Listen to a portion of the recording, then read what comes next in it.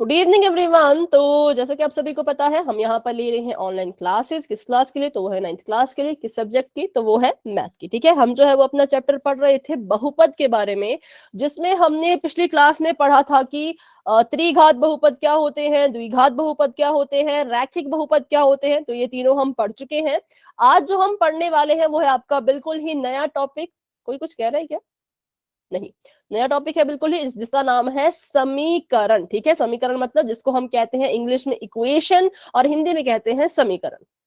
तो एक समीकरण होता क्या है, पहले तो हम उसकी बात करेंगे। तो हमने पढ़ा था कि समीकरण जो है किन्हीं दो व्यंजकों की समानता को दर्शाता है। पिछली क्लास में भी हम इसको डिस्कस कर रहे थे, लेकिन किसी कारणवश नहीं कर पाए थे, है ना, लाइट का थोड़ा इशू हो गया था। तो हम पढ़ रहे थे कि एक तो समानता दर्शानी है, और दूसरा हम पढ़ रहे थे किसके बीच में समानता दर्शानी है, तो व्यंजकों के बीच में। फिर हमने पढ़ा कि दो तरह के व्यंजक होते हैं। पहला व्यंजक होता है अंक गणित व्यंजक, जिसमें सिर्फ और सिर्फ संख्याएं ही होती हैं, उसे हम कहेंगे अंक गणित व्यंजक। इसमें आपको बच्चों कोई भी चर नजर नहीं आएगा। और दूसरा जो व्यंजक होता है वो होता है बीजीय व्यंजक, जिसमें संख्या भी होती है, चर भी होते हैं और संक्रिया भी होती है। ठीक है, जैसे कि अगर मैं अंक गणित व्यंजक का कोई उदाहरण लिखूं तो मैं लिखूंगी 4 जमा 5। ये एक अंक गणित व्यंजक है। 9, 8/7, -10/11, ये सभी क्या है? तो ये सभी हमारे अंकगणित व्यंजक हैं। बात करें बीजीय व्यंजक की, तो बीजीय व्यंजक होता है जिसमें चर हो, ठीक है, अचर हो और उनके बीच में कोई संक्रिया हो। संक्रिया मतलब जमा हो रहा हो, माइनस हो रहा हो, गुणा हो रहा हो, भाग हो रहा हो। तो एक बार फिर से पढ़ लेते हैं कि चर क्या होते थे। तो जितने भी इंग्लिश के अल्फाबेट्स हैं ए से लेकर के जेड तक, उन्हें हम कहते हैं चर। और जितनी भी हमारी गणित में संख्याएं हैं बच्चों, उनको हम कहते हैं अचर। ठीक है, चर हो गए ए टू जेड और अचर हो गई हमारी संख्याएं। तो ये हमारा जो समीकरण है वो क्या करेगा? समीकरण जो है इन व्यंजकों के बीच में हमें समानता बताएगा। अच्छा, गणित में अगर हमें कभी भी किन्हीं दो चीजों के बीच में समानता बतानी हो, ऐसा बताना हो कि दोनों चीजें आपस में इक्वल हैं, समान हैं, तो हम किसका इस्तेमाल या किसकी मदद लेते हैं? मैंने लिखा 4 जमा 5, यहां पर लिखा मैंने 9। तो इन दोनों के बीच में मैं कौन सा चिन्ह लगाऊं कि मुझे ये पता लगे कि ये दोनों आपस में समान है? मैम बराबर का। बराबर का। वेरी गुड, बराबर है का निशान लगाएंगे तो हमें पता लगेगा कि ये दोनों आपस में बराबर है, ये दोनों आपस में समान है। तो समीकरण भी कुछ ऐसा ही करता है। समीकरण भी इस अंक गणित व्यंजक और बीजीय व्यंजक के बीच में बराबर है के निशान को, बराबर है के चिन्ह को इस्तेमाल करते हुए इन दोनों के बीच की समानता बताता है। ठीक है, तो अभी हमने बस समीकरण की परिभाषा पढ़ी कि समीकरण है क्या चीज। तो समीकरण बस वो है जो दो व्यंजकों के बीच में समानता को दर्शाएगा। किसकी मदद से? तो इस बराबर है के निशान की मदद से। बढ़ते हैं आगे, देखते हैं अगले इसके बारे में क्या कहा जा रहा है। तो बस इतना ही था इसके बारे में, परिभाषा इतनी थी। अब देखते हैं इसका उदाहरण। तो उदाहरण के लिए लिखा गया है x जमा 2 बराबर है 0। अगर मैं ध्यान से देखूं तो ये x जमा 2 जो है बच्चों, वो मेरा बीजीय व्यंजक है। कैसा व्यंजक है? बीजीय व्यंजक। अभी हमने पीछे पढ़ा बीजीय व्यंजक और अंकगणित व्यंजक के बारे में, है ना। तो ये है बीजीय व्यंजक। और अगर मैं अपने शून्य की बात करूं तो ये है अंकगणित व्यंजक। तो इस पूरे सेट को हम कहेंगे एक समीकरण। क्यों? क्योंकि इसमें हमें ये बताया जा रहा है कि ये जो बीजीय व्यंजक है ये इस अंकगणित व्यंजक के बराबर है। कौन ये चीज बताता है? तो समीकरण ये चीज बताती है। ये सभी को समझ आ गया कि समीकरण की परिभाषा क्या है, समीकरण का असली मतलब क्या है? तो वाई टाइप कर दो। डाउट है तो पूछो, बस इतनी सी बात कि समीकरण क्या करेगा? दो व्यंजकों के बीच में समानता को दर्शाएगा। सिर्फ इस लाइन का मतलब समझ आ गया है तो वाई टाइप करेंगे, नहीं आया तो फिर से पूछेंगे। क्लास में देखिए अभी 10 बच्चे हैं, तो सभी अपना अपना आंसर दीजिए अपनी अपनी तरफ से। हाँ, औरों के देखा देखी में आंसर नहीं देना है। जैसे मैंने सबसे सवाल पूछा तो जिसको समझ आया होगा वाई टाइप करेगा, नहीं आया होगा वो सवाल पूछ लेगा। ठीक है, समझा दो। ठीक है, एक बार फिर से इसको हम समझते हैं। देखो, तो हमने जो है वो पिछली वाली स्लाइड में ये पढ़ा कि हमारे पास जो है वो एक लाइन दी गई थी। क्या लाइन दी गई थी कि एक समीकरण क्या होता है, तो समीकरण वो होता है जो दो व्यंजकों की समानता को दर्शाता है। ठीक है, दो व्यंजकों की समानता को दर्शाता है। तो चलो, समीकरण की तो परिभाषा है, तो इसको तो हम अभी कुछ नहीं कर सकते, लेकिन यहाँ पे जो दो शब्द निकल के आए, पहला शब्द था व्यंजक और दूसरा शब्द था समानता। तो इन दोनों के मतलब हमने यहाँ पे सीखे। तो समानता का मतलब होता है बराबर होना। ठीक है, समानता का मतलब होता है बराबर होना। जब दो चीजें बराबर होती है तो हम कहते हैं उनके बीच में समानता है, वो आपस में समान है। ठीक है, तो किन की समानता की यहाँ पे बात हो रही है, तो व्यंजकों की समानता की यहाँ पे बात हो रही है। तो हमने ये भी सीखा कि व्यंजक क्या होता है। तो व्यंजक हमने पढ़े हैं बच्चों, दो तरह के होते हैं। क्लास जब हमने अपना सेकंड चैप्टर शुरू किया था, उसकी पहली क्लास का पहला टॉपिक था अंकगणित व्यंजक, और उसके बाद का टॉपिक था बीजीय व्यंजक। तो अंकगणित व्यंजक वो होता है जिसमें देखो नाम से ही पता लग रहा है, जिसमें सिर्फ और सिर्फ अंक आएंगे, सिर्फ और सिर्फ संख्याएं आएंगी। अब संख्या तो किसी भी तरह की हो सकती है, चाहे वो माइनस की हो, बटे वाली हो, जमा वाली हो, या जीरो हो, है ना, या वो वर्गमूल वाली हो। तो ये सभी चीजें हमारी अंकगणित व्यंजक के बीच में आएंगी, मतलब अंकगणित व्यंजक के अंदर आएंगी। फिर हमने बात की बीजीय व्यंजक के बारे में। तो बीजीय व्यंजक के पास होती हैं बच्चों तीन चीजें, एक तो चर होगा, दूसरा अचर होगा, तीसरी होगी संक्रिया या फिर उनके बीच में कोई साइन। ठीक है, चर मान लो, चर होते हैं इंग्लिश के सारे अल्फाबेट ए से लेकर के जेड तक, और अचर होती हैं गणित की सारी संख्याएं। तो अगर हमें बीजीय व्यंजक बनाना है तो हमें लिखना होगा इंग्लिश के अल्फाबेट में से कुछ एक उठाओ, मैंने उठा दिया बी, संक्रिया कोई एक उठा लीजिए तो मैंने उठा लिया माइनस, और अचर कोई उठा लीजिए तो मैंने उठा लिया 15। तो ये जो पूरा सेट यहाँ पे बना, इसे हम कहेंगे कि ये एक बीजीय व्यंजक है। ये बीजीय व्यंजक, और यहां से मैंने उठा लिया 9 को। ठीक है, बीजीय व्यंजक मैंने उठाया B-15, और अंकगणित व्यंजक मैंने उठाया 9। तो इनके बीच में जो समानता है कि ये दोनों आपस में बराबर है या नहीं है, इसके बारे में हमें कौन बताता है, तो इसके बारे में हमें समीकरण बताती है। समीकरण बताएगी कि आपके जो व्यंजक हैं वो बराबर है या नहीं। तो ये थी इसकी परिभाषा। बस इतना ही था इसमें, कि इसमें आपको तीन चीजें पता होनी चाहिए। पहला ये कि बीजीय व्यंजक क्या होता है, दूसरा ये अंकगणित व्यंजक क्या होता है, तीसरा ये कि समानता के लिए किस चिन्ह का इस्तेमाल किया जाता है। ठीक है, तो अभी कोई डाउट है तो पूछे बेटा फिर से।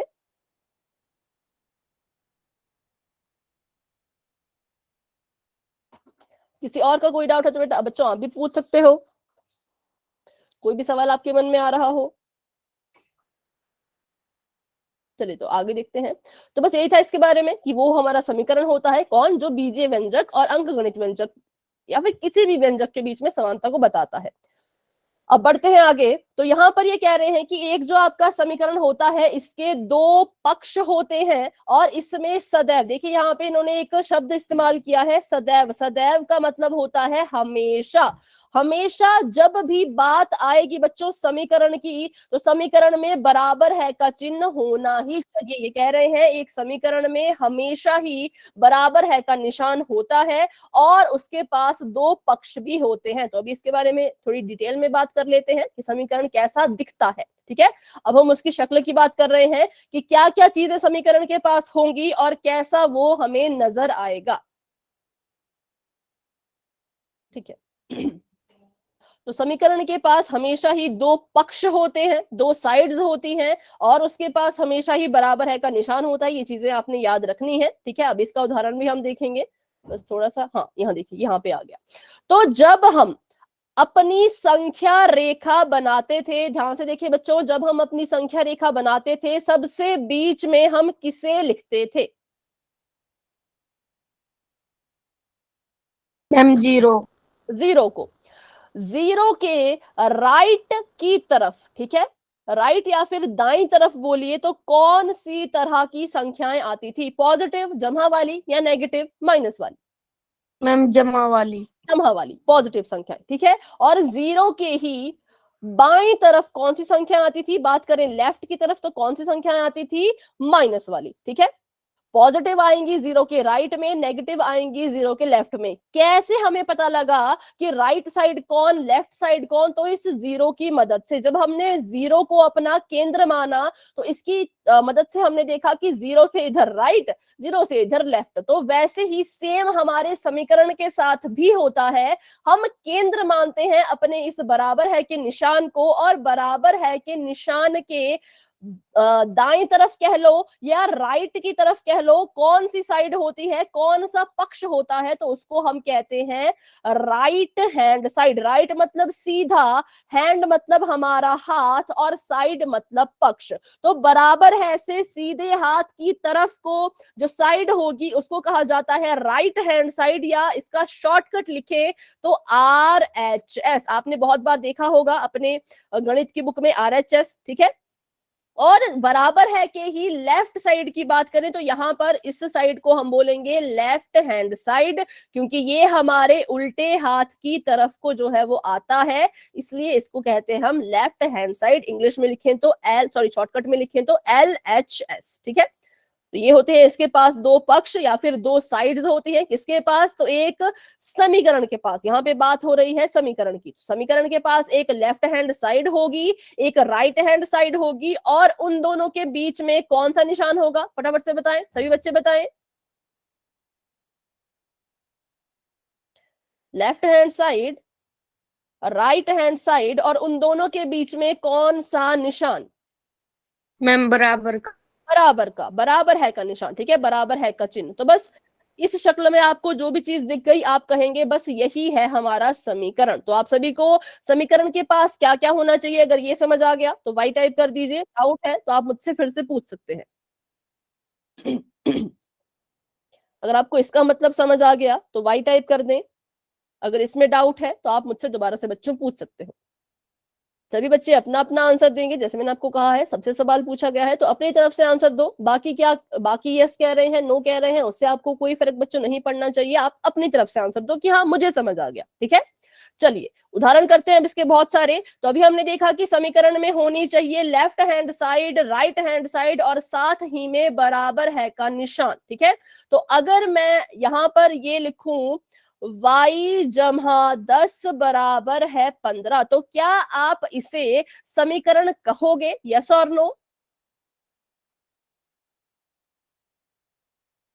क्या ये एक समीकरण है बच्चों? Yes ma'am.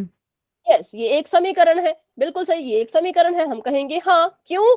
क्योंकि इसके पास लेफ्ट हैंड साइड भी है, लेफ्ट हैंड साइड भी है, राइट हैंड साइड भी है, और साथ ही में बराबर है का निशान भी है, ठीक है। इसके पास तीनों चीजें थी तो हमने कहा हाँ ये एक समीकरण है। अब अगर मैं आपको ऐसे लिखूं x की घात 2 जमा 8, तो क्या ये एक समीकरण है? No ma'am. नहीं। क्यों? इसका कारण अगर आप बता पाए तो। क्योंकि कोई भी बता दो जिसको भी लगता है हाँ आपका आंसर सही है कि नहीं है समीकरण, लेकिन रीजन क्या है? मैथ में चाहिए होता है हमें रीजन, की कारण क्या है। तो बताइए बच्चों अपना अपना रीजन जो भी बताना चाहे। इसके पास एक चीज मिसिंग है, कौन सी? क्या है नहीं है इसके पास? मैम इसमें बराबर है का निशान नहीं है। वेरी गुड, इसमें बराबर है का निशान ही नहीं है। और हमने पढ़ा कि समीकरण में हमेशा बराबर है का निशान होना ही चाहिए। देखिए अभी इन्होंने यहाँ पे लिखा था सदैव, सदैव का मतलब हमेशा, ठीक है। हमेशा क्या होना चाहिए? बराबर है का निशान होना चाहिए। तो इसको हम समीकरण नहीं कह सकते, तो ये नहीं है। दिवांशु बेटा आप क्या लिख रहे हैं? हमें कुछ समझ नहीं आ रहा, आप माइक ऑन करके बता दीजिए जो भी आप कहना चाहते हो, ठीक है। तो अभी एक और उदाहरण कर लेते हैं, क्योंकि आपको पोल में ऐसे क्वेश्चन आ सकते हैं कि पहचानो समीकरण है या नहीं है। अच्छा अगर मैं लिखूं z बराबर है 10, क्या ये एक समीकरण है? Yes ma'am. यस, बिल्कुल सिंपल, हाँ ये एक समीकरण है। क्यों? क्योंकि इसमें लेफ्ट हैंड साइड भी है, राइट हैंड साइड भी है, और उनके बीच में बराबर का निशान भी है। ये हमें कह रहा है कि जो z है वो 10 के बराबर है। इसने हमें साफ साफ कहा कि z एक बीजीय व्यंजक है और ये 10 के बराबर है। सिंपल, ठीक है। अभी कर लेते हैं थोड़े से और उदाहरण, फिर हम करेंगे क्वेश्चन पोल में। अगर मैं लिखूं h जमहा 0 जमहा 8 जमहा 9, क्या ये एक समीकरण है?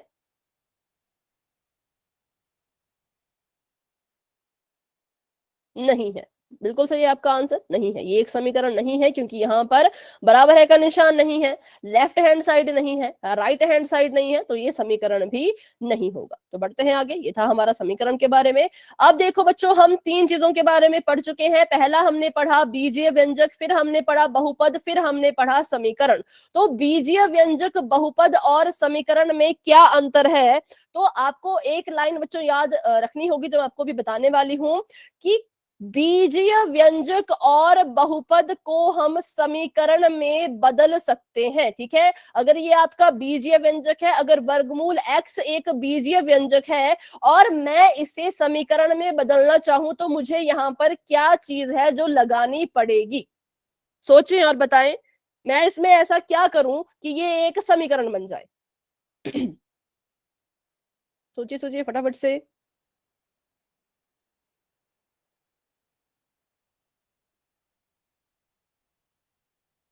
वर्गमूल x के साथ ऐसा मैं क्या करूं कि ये समीकरण बन जाए? ठीक है, तो अगर मैं यहां पर एक बराबर है का निशान लगा दूं और आगे मैं कोई सी भी संख्या लिख दूं, तो क्या ये समीकरण बन गया? बताइए जरा, इतना तो बताइए, यस और नो? Yes ma'am. यस, अब ये समीकरण बन चुका है। तो समीकरण बनने के लिए हमने देखा कि सबसे जरूरी चीज जो है वो ये बराबर है का निशान ही है। अगर बराबर है का निशान होगा तो समीकरण कहलाएगा, अगर नहीं होगा तो समीकरण नहीं कहलाया जाएगा। सेम वैसे यहाँ पर देखिए, बहुपद था, बहुपद का नाम था x जमा 2, इसमें हमने बराबर है 0 लगा दिया, तो ये एक समीकरण बन गया। इसके कहने का मतलब सिंपल सा ये है कि हम किसी भी बीजीय व्यंजक और किसी भी बहुपद को समीकरण बना सकते हैं। बीजीय व्यंजक और बहुपद में अगर हमने बराबर है लगा दिया और उसके आगे कुछ चीज हमने लिख दी, तो वो समीकरण बन जाते हैं। तो बस ये था हमारे, जो हमने इसके बारे में सीखना था। अब हम करने वाले हैं क्वेश्चन पोल में। तो पोल के क्वेश्चन में अभी तो आपसे बस इतना ही पूछा जाएगा कि कौन समीकरण है और कौन समीकरण नहीं है। तो ध्यान रखिएगा, जिसके पास भी लेफ्ट हैंड साइड होगी, जिसके पास भी राइट हैंड साइड होगी, और सबसे ज्यादा जरूरी जिसके पास भी बराबर का निशान होगा, उसी को हम समीकरण कहेंगे। जैसे कि 2y माइनस 8 बराबर है 16, देखिए तो इसके पास लेफ्ट हैंड साइड भी है, इसके पास बराबर है का निशान भी है, और इसके पास राइट हैंड साइड भी है, तो हम कहेंगे जी हाँ, ये एक समीकरण है। ठीक है, चलिए तो अभी बढ़ते हैं सवाल की तरफ। अभी आपकी चैट ऑफ होने वाली है और हम जो है अपना क्वेश्चन पोल में करने वाले हैं। अभी के लिए चैट हो चुकी है ऑफ, और बढ़ते हैं अपने सवाल की तरफ। तो क्वेश्चन आप सभी के सामने ये है बच्चों, बिल्कुल ही सिंपल सा, बिल्कुल ही प्यारा सा। आपसे बस इतना पूछा गया है कि क्या x जमा 2 बराबर है 4 एक समीकरण है?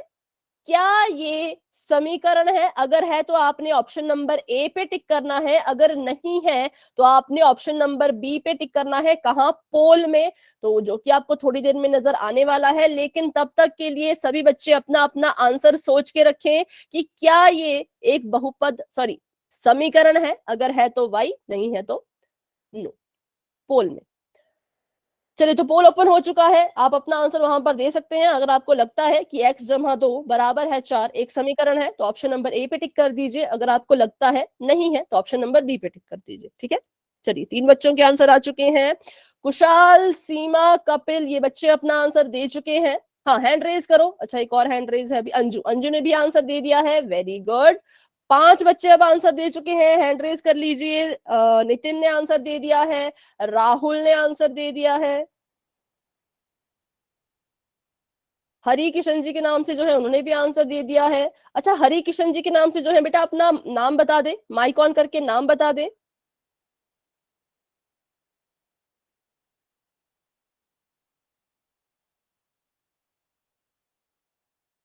ठीक है, चलो अभी 7 बच्चों के आंसर आ चुके हैं।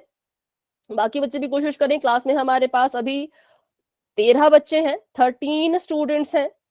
सत्यम, कोमल, दीपांशु, दीपा, अंतिम, कुशाल, धीरज, अपना आंसर दे दीजिए बच्चों पोल सेक्शन में। 10 बच्चों के आंसर आ चुके हैं, वेरी गुड। अब 3 बच्चे रहते हैं, तो बच्चों आंसर दे दो। जैसे कि अभी मुझे लग रहा है धीरज शायद आपने आंसर नहीं दिया, तो धीरज अपना आंसर दे दीजिए। अगर दे दिया तो हैंड रेज कर लीजिए। दीपा और अंतिम बच्चों अगर आपने आंसर दे दिया है तो हैंड रेज कर लो। और कोमल बेटा आपने भी अगर आंसर दे दिया है तो हैंड रेज कर लो। ठीक है, तो अभी 11 बच्चों के आंसर आ चुके हैं। 3 बच्चे अभी भी रहते हैं, तो हम करते हैं 10 सेकंड का वेट और फिर बढ़ते हैं आगे। ठीक है, 10 9 8 7 6 5 4 3 2 1। चलिए पोल हो चुका है एंड, और आपको आपकी स्क्रीन पे इसका रिजल्ट दिख रहा होगा कि 11 बच्चों ने आंसर दिया था। 11 में से 10 बच्चों ने कहा है ऑप्शन नंबर ए कि हाँ ये एक समीकरण है। और जी हाँ, आपका आंसर बिल्कुल ठीक है, क्योंकि समीकरण के पास होते हैं 2 पक्ष। पहला होता है बायां पक्ष और दायां पक्ष, left hand side and right hand side, और बीच में होता है बराबर है का निशान। तो यहाँ पे देखें तो लेफ्ट हैंड साइड x जमा 2 है, राइट हैंड साइड है 4 और बीच में है बराबर है का निशान। तो जी हाँ, ये एक समीकरण है। बढ़ते हैं आगे, option number A is the right answer. अभी के लिए एक और क्वेश्चन हमको पोल में आने वाला है। अच्छा, चेतन है आपका नाम, ठीक है ठीक है। तो अभी के लिए आपकी चैट हो चुकी है ऑफ, और बढ़ते हैं अपने क्वेश्चन की तरफ। क्वेश्चन आप सभी को बच्चों यहाँ पर भी वही दिया गया है कि समीकरण को पहचानो। फिर से वही सवाल है, आपने इसमें पहचानना है कि 4 ऑप्शन में से एक ऑप्शन ऐसा है जिसे आप समीकरण कह सकते हैं। ऑप्शन भी सुन लीजिए। ऑप्शन नंबर ए है y-2, ऑप्शन नंबर बी है y की घात 2 माइनस 3y जमा में 4, ऑप्शन नंबर सी है y-6 y-6 बराबर है 0, और ऑप्शन नंबर डी है y जमा 6। ठीक है, आपने बताना है इन चारों में से कोई एक ही ऑप्शन ऐसा है जो समीकरण है जिसके पास लेफ्ट हैंड साइड भी है, राइट हैंड साइड भी है, और तीसरी चीज मैं नहीं बताऊंगी, आपको उसका पता खुद लगाना है। चलिए, तो अभी के लिए आपको पोल भी नजर आ चुका होगा। सभी बच्चे जाएं और पोल में अपना अपना आंसर दे दें। 4 में से सिर्फ एक ही ऑप्शन है जिसको हम समीकरण का नाम दे सकते हैं। ठीक है, चलिए 2 बच्चों के आंसर आ चुके हैं, वेरी गुड। 3 बच्चों के आंसर आ गए, बहुत अच्छे, बहुत बढ़िया। 4 बच्चों के आंसर आ चुके हैं, 5 बच्चों के आंसर आ चुके हैं, शाबाश बच्चों, बहुत अच्छे बहुत अच्छे। 6 बच्चों ने अपने आंसर दे दिए हैं, काफी अच्छा बच्चे आप सभी कर रहे हैं, वेरी गुड, बहुत अच्छा आंसर अभी सभी बच्चे दे रहे हैं अपनी तरफ से। हाँ, तो अभी 8 बच्चों के आंसर आ चुके हैं, और क्लास में हमारे पास है 15 स्टूडेंट्स।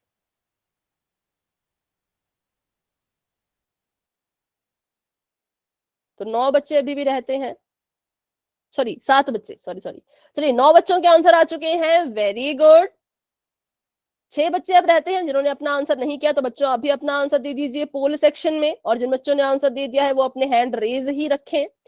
अंजू, कुशाल, सत्यम, कपिल, सीमा, चेतन, राहुल, धीरज, दीपांशु और दीपा, इन बच्चों के हैंड रेज हैं, इसका मतलब इन्होंने आंसर दे दिया है। साहिल राव जी के नाम से जो है बेटा आंसर दे दीजिए। सुनील कुमार जी के नाम से शायद भवित है, भवित आप भी आंसर दे दीजिए, या आपका नाम अगर कुछ और है तो आप माइक ऑन करके मुझे बता सकते हो। और कोमल, धीरज, अंतिम बच्चों अपने आंसर दे दीजिए। 9 बच्चों के आंसर अभी आए हुए हैं, लेकिन हमारे पास क्लास में 15 बच्चे हैं, 6 बच्चे अभी भी रहते हैं, तो अपना आंसर दे दीजिए सभी बच्चे फटाफट से। कौन सा ऑप्शन इसमें समीकरण कहलाया जाएगा ये आपने बताना है। ठीक है, तो अभी करते हैं 10 सेकंड का वेट। जिन बच्चों ने आंसर नहीं दिया वो अपना आंसर पोल सेक्शन में जाकर के दे दीजिएगा, क्योंकि सिंपल सा क्वेश्चन है, देखना है और बताना है ना।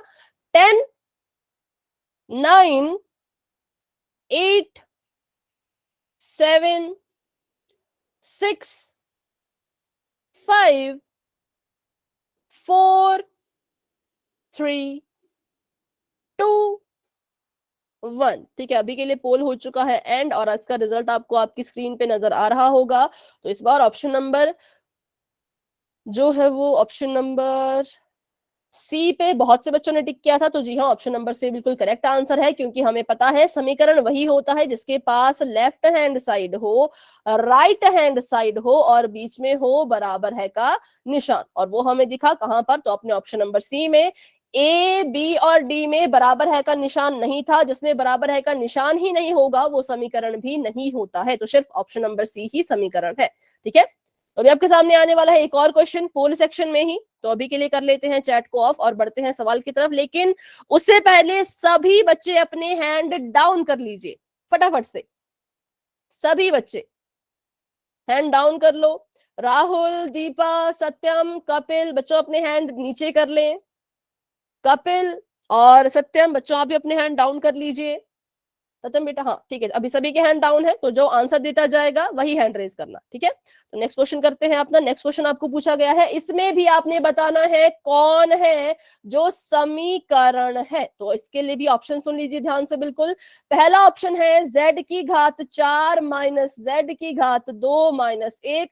दूसरा ऑप्शन है y की घात 2 माइनस 3y जमा 4। तीसरा ऑप्शन है x माइनस 1 बराबर है 2y। और चौथा ऑप्शन है y जमा 6 y माइनस 6। ठीक है, आपने बताना इसमें भी एक ही ऑप्शन होगा जो समीकरण की जिसमें खासियत है, तो उसको आपने चुनना है इस बार और अपना आंसर देना है पोल में, जो कि आपको थोड़ी देर में बच्चों नजर आने वाला है। तब तक के लिए अपना आंसर जो है वो डिसाइड करके रखें।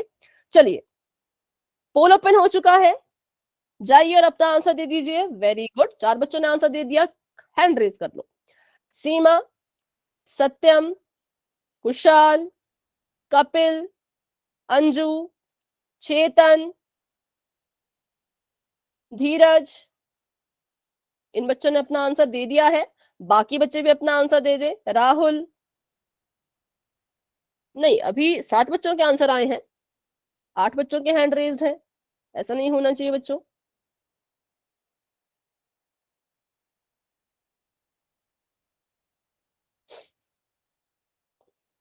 देखिए, किसी ने गलत हैंड रेज कर लिया है, पोल में आंसर नहीं दिया है, और क्योंकि 7 बच्चों के आंसर आए हैं और 8 बच्चों के हैंड रेज्ड हैं। चलिए, हाँ, तो अभी 8 बच्चों के आंसर भी आ चुके हैं। 14 बच्चे क्लास में हैं, फटाफट से आंसर दे दीजिए। 8 बच्चों के आंसर आ चुके हैं, 9 बच्चों के आंसर आ चुके हैं। अब वेरी गुड, 5 बच्चे अभी भी रहते हैं। साहिल राव जी के नाम से जो है बेटा अपना आंसर दे दीजिए। आंसर दे दिया है तो हैंड रेज कर लीजिए। दीपांशु बेटा आप भी आंसर दे दीजिए, और दीपा, भवित, अंतिम, बच्चों आप भी अपना अपना आंसर दे दीजिए। सभी बच्चे क्लास में एक्टिव है ना? सभी को मेरी आवाज आ रही है? ऐसा तो नहीं कि किसी ने फोन ऑन कर दिया और खुद गायब हो गए, ऐसा नहीं करना है। ठीक है, क्लास में बने रहें और अपना आंसर दें, क्योंकि अभी तक 9 ही बच्चों के आंसर आए हैं, जबकि क्लास में तो हमारे पास 13 बच्चे हैं। तो बाकी बच्चे आंसर क्यों नहीं दे रहे, क्या रीजन हो सकता है इसका?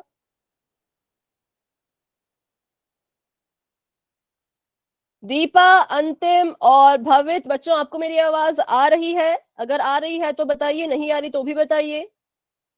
और धीरज बेटा, आपको मेरी आवाज आ रही है? ठीक है, तो मुझे लगता है नहीं, मेरी आवाज शायद अभी नहीं आ पा रही। अभी 9 ही बच्चों के आंसर आए हैं, तो करते हैं 10 सेकंड का वेट और बढ़ते हैं आगे। 10, 9, 8, 7, 6, 5, 4, 3, 2, 1। पोल हो चुका है एंड, और इसका रिजल्ट आपको दिख रहा होगा। 9 बच्चों ने आंसर दिया, 9 में से जो है वो 8 बच्चों ने ऑप्शन नंबर सी पे टिक किया है, जो कि बिल्कुल सही है। Option number C is the right answer, क्योंकि इसमें ही बराबर है का निशान है, और जिसमें बराबर है का निशान होगा वही हमारा समीकरण होगा।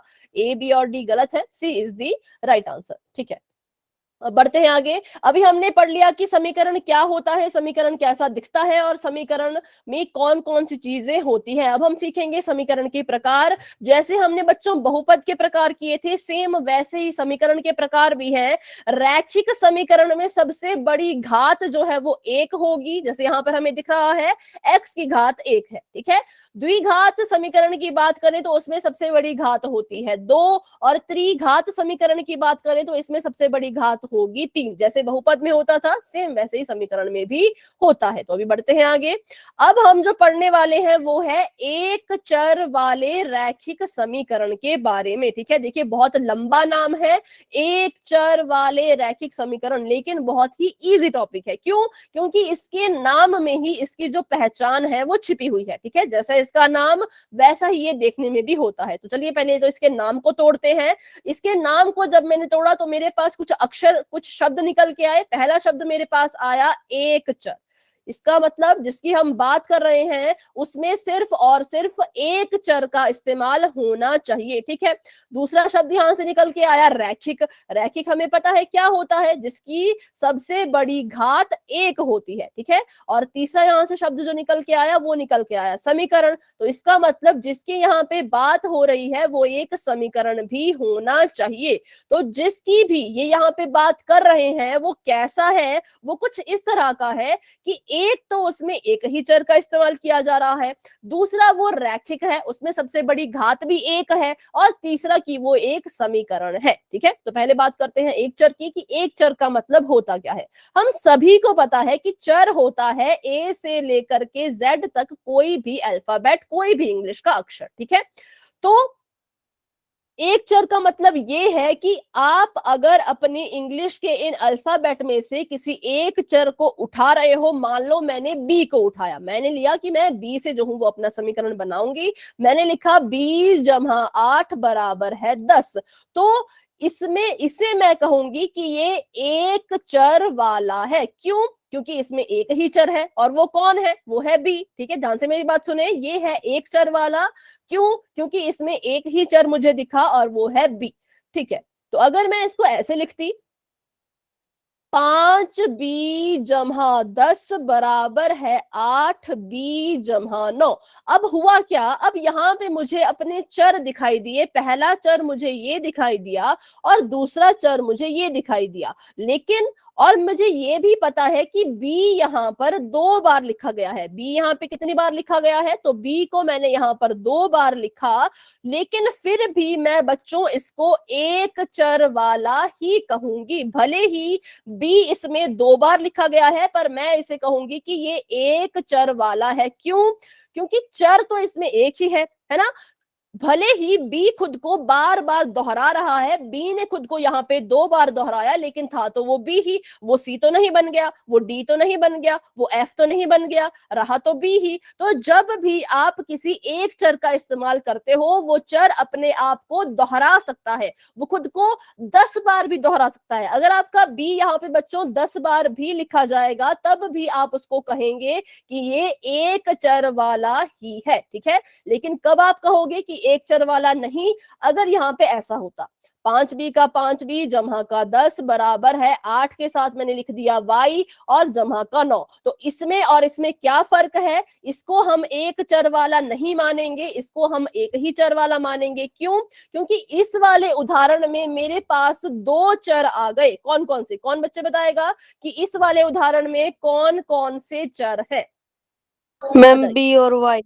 वेरी गुड, बहुत अच्छे। एक तो बी है और दूसरा वाई है, तो यहां पर मेरे पास 2 चर आ गए। लेकिन 2 चर आ गए तो इसको मैं एक चर वाला कैसे बोलूं? नहीं बोल सकती। लेकिन अगर मैं इसकी बात करूं तो यहां पर बताइए मेरे पास चर कौन है? Ma'am B. सिर्फ बी, ओनली बी। बी के अलावा क्या मुझे कुछ और दिखा? नहीं। बेशक बी खुद को दोहरा रहा है, लेकिन हम इस बात से नहीं झुठला सकते कि वो सेम है, वो एक ही है। एक ही चीज खुद को बार बार दोहरा रही है, दोहराती है तो दोहराते रहे, हमें उससे फर्क नहीं पड़ता। तो इसमें आपको पता होना चाहिए कि कब आप कहेंगे एक चर वाला है, कब आप कहेंगे एक चर वाला नहीं है। तो एक चर हमने समझ लिया। अब हम समझते हैं रैखिक के बारे में। तो रैखिक हमने बच्चों पिछली क्लास में ही पढ़ा है, बहुत आसान है, कि जिसमें सबसे बड़ी घात, ठीक है, किसकी बात हम कर रहे हैं? घात की बात कर रहे हैं। और कैसी? तो सबसे बड़ी। जिस भी समीकरण की सबसे बड़ी घात एक होती है उसे हम कहते हैं कि वो रैखिक है, ठीक है। जैसे मैंने यहाँ पे एक समीकरण लिखा x जमा 9 बराबर है 15, ठीक है। मैंने समीकरण लिखा x जमा 9 बराबर है 15। तो इस यहाँ पर बताइए क्या ये रैखिक है? Yes ma'am. यस, ये रैखिक है। क्यों रैखिक है? क्योंकि x की घात, ठीक है, जब भी आपने बच्चों घात देखनी होगी अपने चर की ही घात देखना, हमेशा किसकी? तो चर की घात देखना। तो मैंने यहाँ पे देखा कि जो मेरा x था वो एक चर है और इसकी घात जो है वो 1 है, तो इसका मतलब ये रैखिक है। अगर सवाल कुछ मैं थोड़ा सा घुमा दूं, अगर मेरा सवाल कुछ इस तरह का होता, 9x जमा 5x की घात 2 जमा 8, तो क्या अब इसे भी हम रैखिक ही कहेंगे? No ma'am. नहीं कहेंगे। क्यों? क्योंकि अब क्या हो गया? मैम इसकी घात 2 हो गई पर 1 होनी चाहिए थी। हाँ, वेरी गुड, इसकी घात में आ गया 2, लेकिन हमें तो घात में 1 चाहिए, तो इसलिए हम कहेंगे कि ये चीज जो है वो रैखिक नहीं है। तो बस रैखिक का सीधा सीधा संबंध घात से होता है। रैखिक कहता है अगर आप किसी को रैखिक नाम देना चाहते हो तो उसकी घात में 1 रखो, 1 से बड़ा कोई रख दिया तो मैं उसे रैखिक नहीं कहूंगा, ठीक है। और बात करें समीकरण की, तो समीकरण तो हमने अभी अभी पढ़ा कि समीकरण कैसा दिखता है, उसके पास लेफ्ट हैंड साइड हो, उसके पास बराबर है का निशान हो और उसके पास राइट हैंड साइड हो। तो अभी हमने तीनों के बारे में पढ़ लिया। तो जिस चीज में या जो चीज इन तीनों शर्तों पर खरी उतरेगी, इन तीनों शर्तों को मानेगी, उसी को हम एक चर वाला रैखिक समीकरण कहेंगे। अगर इन तीनों में से किसी एक भी कंडीशन को उसने नहीं माना, किसी एक भी शर्त को वो पूरा नहीं कर पाया, तो हम उसको एक चर वाला रैखिक समीकरण भी नहीं कहेंगे, ठीक है। अगर आपको अभी इन तीनों शब्दों के मतलब समझ आ गए हैं तो वाई टाइप करेंगे। अगर किसी भी शब्द में डाउट है तो मुझसे पूछिए, ठीक है। तीनों के, एक चर मतलब क्या हुआ, रैखिक मतलब क्या हुआ, समीकरण मतलब क्या हुआ, तीनों की अगर आपको पता लग गई बात, अर्थ, तो वाई टाइप करो। डाउट है तो माइक ऑन करके पूछो, ठीक है। बहुत से बच्चे वाई लिख रहे हैं, सभी लिखें, सभी अपना अपना अपनी तरफ से अपना आंसर बताएं। चलिए तो बढ़ते हैं फिर आगे हम। जिस समीकरण में चर की अधिकतम घात 1 होती है उसे कहते हैं रैखिक समीकरण। सिंपल, तो मतलब इसके बारे में हमने पढ़ लिया है। अब देखो, तो x माइनस 1 बराबर है 2। आपने पता करना है कि क्या ये एक चर वाला रैखिक समीकरण है। तो बहुत आसान है, आपको नहीं याद रहता तो लिख लो। जैसे आपको, हमें पता है कि हमने चेक करना है कि ये एक चर वाला रैखिक समीकरण है कि नहीं है, तो लिख लो यहाँ पे कि इसमें 3 चीजें होनी चाहिए। पहला तो इसमें एक चर हो, दूसरा ये रैखिक हो, और तीसरा ये एक समीकरण हो। तो बारी बारी से चेक करते हैं, बताइए क्या ये एक चर वाला है?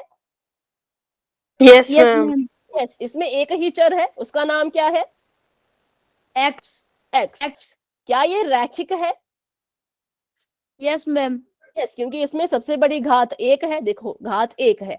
क्या ये समीकरण है? Yes ma'am. यस, तो इसने तीनों कंडीशन को पूरा कर लिया है, तो हम इसे नाम देंगे एक चर वाला रैखिक समीकरण, ठीक है। अब बात करते हैं अगले पार्ट की, पार्ट 2। तो पार्ट 2 यहाँ पे लिखा गया है y जमा z बराबर है 5। तो बताइए क्या इसमें एक चर है? No no ma'am. Ma'am. No, बिल्कुल नहीं। इसमें कितने चर आ गए? इसमें 2 चर आ गए, एक तो आ गया 2 y चर और मैम। दूसरा आ गया z। तो हम, इसने पहली शर्त को ही नहीं माना। लेकिन बात करें अगले की, क्या ये रैखिक है? Yes ma'am. यस, रैखिक है, कि घात में देखो इसकी भी एक, इसकी भी एक, तो रैखिक है। क्या ये समीकरण है? Yes ma'am. यस, समीकरण है। देखो, 3 में से इसने पहली कंडीशन को नहीं माना, तो इसका मतलब इसे हम एक चर वाला रैखिक समीकरण नहीं कहेंगे, क्योंकि जो तीनों शर्तों को मानेगा वही हमारा कहलाया जाएगा एक चर वाला रैखिक समीकरण। जिसने एक को भी मानने से मना कर दिया, फिर उसको भी हम जो है वो एक चर वाला रैखिक समीकरण नहीं कहेंगे। आखिरी उदाहरण कर लेते हैं, y बराबर है 5। क्या ये एक चर वाला है? Yes ma'am. यस, इसमें एक ही चर है, वो है y। क्या ये रैखिक है?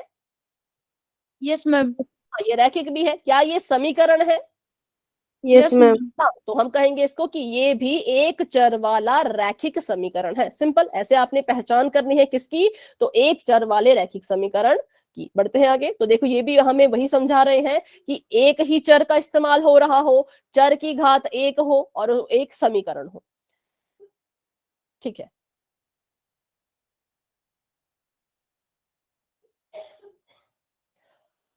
क्या पहला पार्ट जो है इसका उसको आप एक चर वाला रैखिक समीकरण कहेंगे? Yes ma'am. ठीक है, एक चर इसको समझाने की जरूरत नहीं है। आगे बताएं, पार्ट नंबर 2, क्या इसको आप एक चर वाला रैखिक समीकरण कहेंगे? Yes yes ma'am. मैम। ठीक है, वेरी गुड, बहुत अच्छे। यही आपको मतलब मैं दिखती थी कि ये वाला आएगा या नहीं, पर ये आपको आ गया, बहुत बढ़िया। तो हाँ, इसको भी हम कहेंगे। क्यों? क्योंकि एक ही चर है, उसका नाम y है, पर हमने तो यहाँ पे देखा कि y तो 2 बार लिखा है, फिर एक चर कैसे? तो मैंने समझाया कि आपका जब तक एक ही चर इस्तेमाल हो रहा हो, फिर y आप यहाँ पे बच्चों चाहे 100 बार भी क्यों ना लिख ले, जब तक वो y रहेगा तब तक हम उसको एक चर वाला ही मानेंगे। ठीक है, y चाहे 10 बार लिख लो, 50 बार लिख लो, पर जब तक वो y है तब तक हम उसको एक चर वाला ही मानते हैं। और ये रैखिक भी है, क्योंकि देखो इसकी भी घात 1, इसकी भी घात 1, और ये समीकरण भी है क्योंकि बीच में बराबर है का निशान है। तो इसको कहेंगे, इन दोनों को हम कहेंगे कि हाँ, ये दोनों ही एक चर वाले रैखिक समीकरण है। अब बात कर लेते हैं उस तरफ वालों की। तो बताइए, क्या पहले पार्ट को आप एक चर वाला रैखिक समीकरण कहेंगे? No no ma'am. मैम। नहीं, क्या रीजन है इसका? मैम इसकी घात 2 है। हाँ घात 2 है। हाँ, वेरी गुड, बहुत अच्छे। इसकी घात क्या है? इसकी घात में 2 है। बात करें एक चर वाला, तो एक चर वाला था। बात करें समीकरण है, जी हाँ, समीकरण भी है। पर क्या ये रैखिक है? तो नहीं, ये रैखिक नहीं है, क्योंकि रैखिक कहता है सबसे बड़ी घात 1 होनी चाहिए। एक से बड़ी कोई घात आपको बच्चों दिख जाए तो साफ मना कर देना कि वो एक चर वाला रैखिक समीकरण नहीं होगा। यहाँ पे मैंने देखा कि इस x की घात 2 है, मतलब इस पूरे समीकरण की घात भी 2 होगी, तो एक से बड़ा आ गया 2, और जब घात में एक से बड़ा कोई नजर आएगा तो आप साफ मना कर देंगे कि ये एक चर वाला रैखिक समीकरण नहीं है। बात करें अपने सेकंड पार्ट की, तो क्या ये एक चर वाला रैखिक समीकरण होगा? No ma'am. नहीं। क्यों? क्या रीजन है इसका? मैम मैं इसमें इसमें 2 चर है। 2 चर है, इसमें हमें एक चर नजर नहीं आया, इसमें हमें 2 चर दिख गए, जो है y और z। और इसकी बात करें तो रैखिक था, इसके पास एक एक घात थी, समीकरण भी था, पर एक चर ना होने के कारण इसको हम एक चर वाला रैखिक समीकरण नहीं कहेंगे। ठीक है,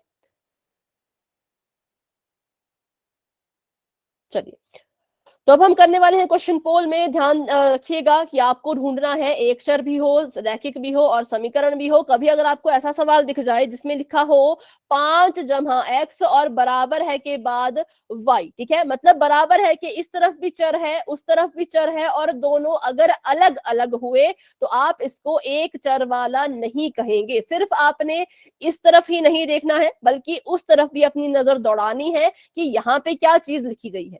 तो चलिए अभी कर लेते हैं एक क्वेश्चन पोल में, उससे पता लग जाएगा कितने बच्चों को डाउट है और कितने बच्चों को क्लियर हो चुका है। तो चैट बच्चों ऑफ हो चुकी है, सवाल आपके सामने आने वाला है। यहाँ पे आपको बोला है उसे पहचानिए, उस ऑप्शन को पहचानिए जो एक चर वाला रैखिक समीकरण है, मतलब उसमें एक चर होना चाहिए। नंबर 2, वो रैखिक होना चाहिए। नंबर 3, वो एक समीकरण भी होना चाहिए। ठीक है, समीकरण मतलब बराबर है का निशान भी उसमें हो।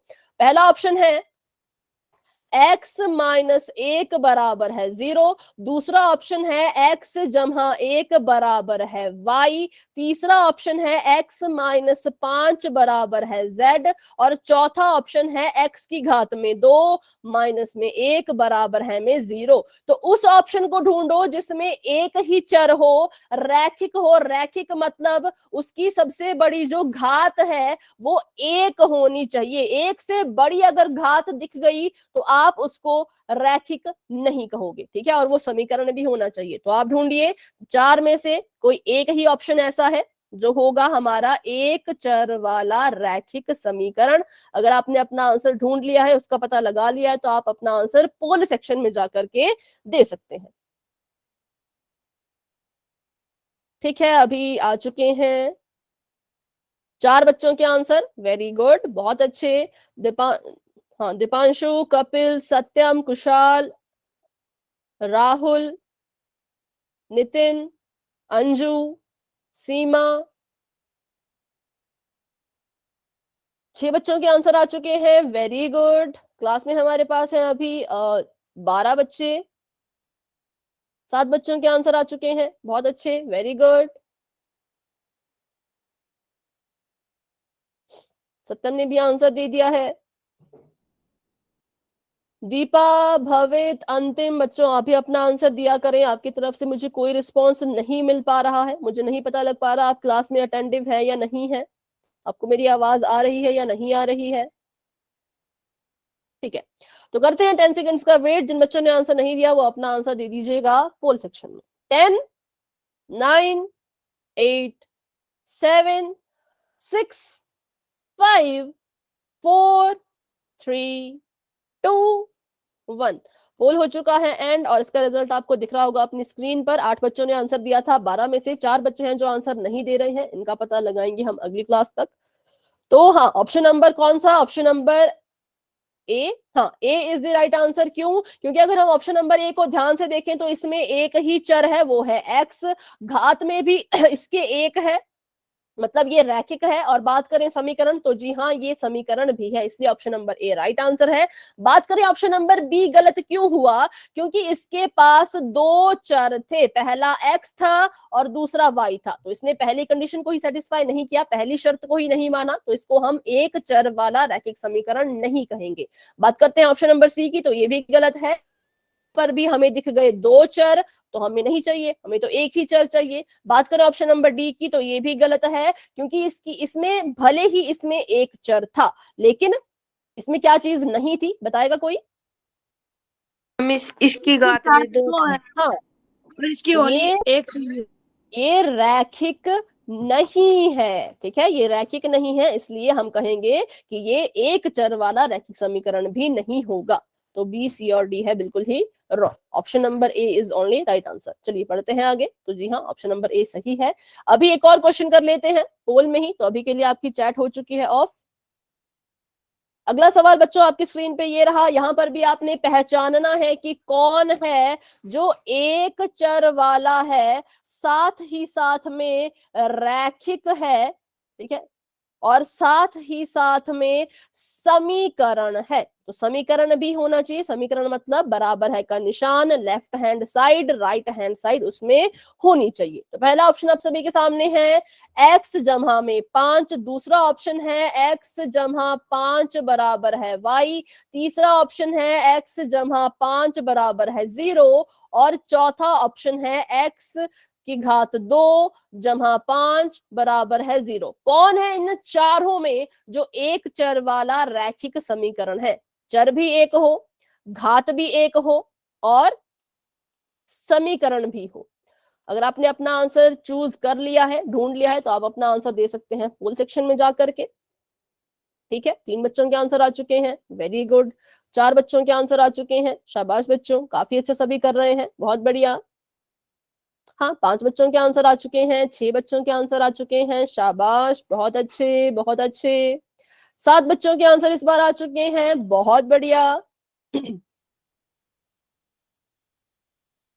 8 बच्चों के आंसर आ चुके हैं, वेरी गुड। चलिए तो करते हैं 10 सेकंड का वेट। जिन बच्चों ने अभी तक आंसर नहीं दिया वो भी अपना आंसर पोल सेक्शन में जाकर के दे दीजिएगा। 10, 9, 8, 7, 6, 5, 4, 3, 2 एंड 1। चलो पोल हो चुका है एंड, और इसका रिजल्ट आपको दिख रहा होगा अपनी स्क्रीन पर। तो देख लीजिए कितने बच्चों ने किसको अपना आंसर माना है। तो अभी शायद 8 बच्चों के आंसर आए थे, तो 8 में से 7 बच्चों ने ऑप्शन नंबर सी को चूज किया है। तो हाँ, option number C is the right answer, क्योंकि इसी को हम कह सकते हैं एक चर वाला रैखिक समीकरण। बात करें ऑप्शन नंबर ए की, तो इसे आपने क्यों नहीं चुना? हम इसमें समीकरण नहीं। हाँ, क्योंकि ये समीकरण ही नहीं है। समीकरण कैसे नहीं है? क्योंकि इसमें बराबर है का निशान तो है ही नहीं, तो हम इसे समीकरण भी नहीं कह सकते। तो इसलिए ऑप्शन नंबर ए गलत है, क्योंकि ये समीकरण नहीं है। ऑप्शन नंबर बी गलत है, क्योंकि इसमें एक नहीं 2 चर है। और ऑप्शन नंबर सी सही है। ऑप्शन नंबर डी गलत है, क्योंकि दोबारा से ये रैखिक नहीं है, इसकी घात में है 2। तो इसलिए हमारा सिर्फ और सिर्फ ऑप्शन नंबर सी ही राइट आंसर होगा। अभी बढ़ते हैं आगे। एक और सवाल आने वाला है आपको बच्चों पोल सेक्शन में ही। तो अभी के लिए आपकी चैट फिर से हो चुकी है ऑफ, और आपके सामने फिर से आ चुका है एक सवाल। निम्न में से अभी भी आपका सवाल सेम है, बिल्कुल सेम है। अभी भी आपने उसी को पहचानना है जिसके पास एक ही चर हो, साथ में वो रैखिक भी हो और साथ में वो एक समीकरण भी हो। थोड़ा सा अब क्वेश्चन घुमा दिया गया है, लेकिन आपको पता है हमने सारे के सारे रूल्स पढ़े हैं, हमें सब पता है कि कैसे कैसे पता लगाया जाता है। ठीक है, ऑप्शन नंबर ए है y की घात 2 minus y z minus z की घात 2 माइनस वाई बराबर है 0। ऑप्शन नंबर बी है x जमा z बराबर है y। ऑप्शन नंबर सी है x की घात में 2 माइनस x बराबर है 8। और ऑप्शन नंबर डी है x जमा 5 बराबर है 3x। ठीक है, एक ही चर होना चाहिए, फिर वो अगर खुद को दोहरा रहा हो तो हमें कोई फर्क नहीं पड़ता। जब तक वो चर सेम है, एक ही है, तब तक हम उसे एक चर वाला ही मानेंगे, चाहे आप उसको 100 बार लिख लो। ठीक है, एक चर वाला होना चाहिए और रैखिक होना चाहिए और समीकरण भी होना चाहिए। तो अगर आपने अपना आंसर सिलेक्ट कर लिया है, चूज कर लिया है, तो आप अपना आंसर दे सकते हैं पोल सेक्शन में जाकर के। वेरी गुड, वेरी गुड, बहुत अच्छे। 5 बच्चों ने अपना आंसर दे दिया है, 6 बच्चों ने अपना आंसर दे दिया है। शाबाश बच्चों, काफी अच्छा सभी कर रहे हैं। बाकी बच्चे भी अपना आंसर दे दीजिए फटाफट से।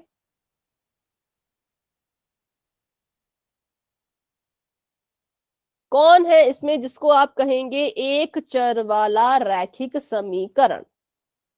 7 बच्चों के आंसर आ चुके हैं, वेरी गुड।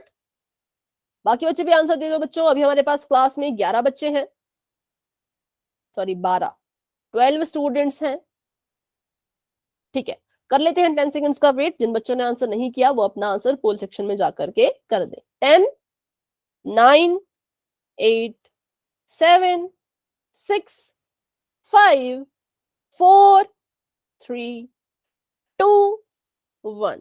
चलिए, पोल हो चुका है एंड, और इसका रिजल्ट आपको अपनी स्क्रीन पे शो हो रहा होगा। इस बार 7 ही बच्चों ने आंसर दिया और 7 में से 6 बच्चों ने कहा कि ऑप्शन नंबर डी जो है वो राइट आंसर है। हाँ बिल्कुल सही, क्योंकि बात करें ऑप्शन नंबर एक की तो ना तो इसमें एक चर है और ना ही ये रैखिक है। ये दो कंडीशन को सेटिस्फाई नहीं कर रहा, दो शर्तों को नहीं मान रहा, तो ये नहीं होगा। और ऑप्शन नंबर बी की बात करें तो यहाँ पे फिर से हमें दिख चुके हैं इस बार 3 चर, तीनों ही चर हैं, लेकिन हमें तो एक ही चर वाला चाहिए, तो ये भी गलत। फिर हमने देखा ऑप्शन नंबर सी की तरफ, तो ये रैखिक नहीं था, इसकी घात में 2 है, तो ये भी गलत। सिर्फ और सिर्फ ऑप्शन नंबर डी सही है, क्योंकि इसमें एक ही चर है, वो है एक्स। भले ही एक्स ने खुद को दोहराया, लेकिन था तो वो एक्स ही, तो इसलिए हमने कहा कि तुम एक चर वाले भी हो, रैखिक भी हो और समीकरण भी हो, तो हमने इसको अपना सही आंसर जो है वो मान लिया। ठीक है, option number D is the right answer. चलो, तो ये था हमारा। अभी हमने देखा कि समीकरण दिखता कैसा है, फिर हमने देखा कि एक चर वाला रैखिक समीकरण क्या होता है। अब हम देखेंगे कि इस समीकरण का हल कैसे निकाला जाता है। ठीक है, समीकरण को सॉल्व कैसे किया जाता है उसके बारे में थोड़ी सी चीजें आज सीख लेते हैं, बाकी जो रह जाएगा वो नेक्स्ट क्लास में करेंगे। ठीक है, तो किसी समीकरण के हल का मतलब क्या होता है, पहले तो हमें ये पता होना चाहिए। तो समीकरण के हल का मतलब होता है कि समीकरण में उपस्थित चर के मान को ज्ञात करो या चर के मान को निकालो। तो आपको सवाल कैसा आएगा? सवाल आपको आएगा ऐसा कि हल कीजिए, बस इतना ही लिखा होगा और कुछ भी नहीं लिखा होगा। आपको लिखा होगा कि हल कीजिए या हल करो, और आपको बस आपका समीकरण जो है वो लिखा हुआ दिख जाएगा, जैसे कि y जमा 8 बराबर है 10। तो अब यहाँ पे आपको ऐसा नहीं लिखा है कि y का मान ज्ञात कीजिए, लेकिन क्योंकि हमने अभी अभी यहाँ पे पढ़ा, क्या पढ़ा कि समीकरण के हल का मतलब होता है कि उस समीकरण में उपस्थित चर का मान ज्ञात करो। तो आपको यहाँ पर खुद से समझना होगा बच्चों कि क्या पूछा गया है, y का मान। तो अभी तो चलिए छोटा ही समीकरण है। हाँ, मैं अभी आपसे यही सवाल भी पूछने वाली थी, जो आपने आंसर लिख दिया है 2। हाँ, कि अगर समीकरण ये है तो बताइए y की वैल्यू कितनी होगी, जो कि अंजू ने लिख दिया है कितनी होगी। बाकी बच्चे भी बता सकते हैं। y का मान 2। क्यों हमने कहा y का मान 2 है? क्योंकि हमें पता है यहां पर अगर 10 आ रहा है तो 8 में हमें कुछ ऐसा जमा करना पड़ेगा कि यहाँ पे भी उत्तर 10 आए। तो जब मैं y की जगह पे 2 लिखूंगी, उसमें 8 को जोड़ूंगी और तभी जो है वो मेरा उत्तर कितना आएगा, 10। ठीक है, तो देखो ये दोनों चीजें आपस में हो गई बराबर। तो बस ये था इसमें, पहली लाइन का मतलब हमने सीख लिया कि हल करने का मतलब क्या है, जो y है उसकी वैल्यू को फाइंड कीजिए। अगली लाइन देखते क्या लिखी गई है। अगली लाइन लिखी है कि समीकरण का जो हल होता है वो समीकरण को संतुष्ट करता है। अब यहाँ पे आ चुकी है दो चीजें, पहला आ चुका है कि हल के बारे में बात की जा रही है, फिर आ चुका है कि कुछ संतुष्ट करने के बारे में बात की जा रही है। ठीक है, तो संतुष्ट करने का क्या मतलब है, देखो संतुष्ट करने का मतलब हम नहीं सीखेंगे, पर अभी हम इतना सीखेंगे कि समीकरण क्या कहता है। समीकरण बच्चों हमें बार बार चिल्ला चिल्ला के बस एक ही बात बताना चाहता है, क्या, कि जो आपकी लेफ्ट हैंड साइड है वो हमेशा राइट हैंड साइड के बराबर होती है या बराबर होनी चाहिए। समीकरण बार बार बार बार बस यही कहता है, यही बताना चाहता है, इसी बात को साबित करना चाहता है कि left hand side right hand side के बराबर है, बराबर है, बराबर है। तो एक समीकरण कब संतुष्ट होगा, जब हम इस चीज को प्रूव कर देंगे, जब हम ये चीज साबित कर देंगे कि हाँ, कि हमारी लेफ्ट हैंड साइड जो है वो राइट हैंड साइड के बराबर आ चुकी है, तब हमारा समीकरण जो है वो संतुष्ट हो जाएगा। जैसे कि इसका उदाहरण हमने पीछे किया, जब मैंने y की जगह पे 2 लिखा और इसको मैंने 8 में जोड़ा, तो मेरा जो है ये वाला पक्ष इस पक्ष के बराबर आ गया। देखो यहाँ पे जो मेरी लेफ्ट हैंड साइड थी वो राइट हैंड साइड के बिल्कुल बराबर आ गई। तो इस केस में मैं कहूंगी कि मेरा जो समीकरण है वो संतुष्ट हुआ, क्योंकि जो मेरा समीकरण मुझे बार बार बता रहा था कि ये दोनों बराबर हैं, वो चीज मैंने यहाँ पे साबित भी कर दी है। तो इसको इसी को कहते हैं कि समीकरण संतुष्ट होता है कब, जब उसकी लेफ्ट हैंड साइड उसके राइट हैंड साइड के बराबर होती है। कौन संतुष्ट करेगा, किसमें इतनी हिम्मत है कि हमारे समीकरण को संतुष्ट करके बताए, तो वो है y का मान, y का उचित मान, y का सही मान। y की जगह पे मैंने 2 लिखा तभी मेरा समीकरण संतुष्ट हुआ, या यूं कहें तो इस 2 ने मेरे समीकरण को किया है संतुष्ट, तो मैं कहूंगी 2 ही मेरे समीकरण का हल है। ऐसे ही बहुत से उदाहरण हम करेंगे अपनी अगली क्लास में, यहीं से हम क्लास को जो है वो कंटिन्यू करेंगे। ठीक है, चलिए बच्चों, तो आज की क्लास को रखते हैं यहीं तक। आज की क्लास को लेकर के किसी के मन में कोई डाउट है तो मुझसे पूछें, क्लास में बने रहें, लेकिन कोई डाउट नहीं है तो बच्चों आप क्लास को लेफ्ट कर सकते हैं। Good night and bye bye.